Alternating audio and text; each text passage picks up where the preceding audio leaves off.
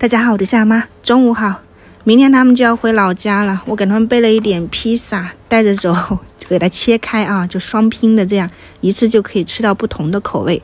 这2年我自己的中式面点，就早餐那种比较简单的就经常做，烤面包啊、吐司、披萨就比较少，因为家里面吃的也比较少，一般都是买着吃，偶尔就聚餐啥的。跟你们分享一下，我买的是这一个果汁和肉的，有好几个口味，5种还是6种。目前来说我们家试过3个啊，就这个榴莲披萨我等会儿烤着吃，它可以烤箱，可以空气炸锅，也可以用平底锅加热一下。这个是那个经典的玛格丽特，就今天早上也是给他们烤的这个，表面有番茄酱，饼皮的话呢就是很松软的，表皮脆脆的。这个是小妹比较喜欢吃的培根土豆球，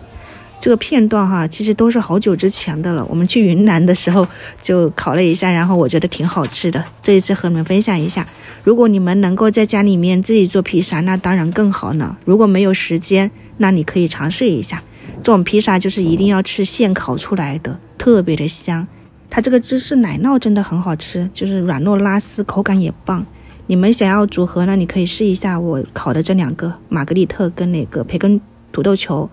榴莲的我觉得芝士太少了，就这样了哈，晚上再见，拜拜。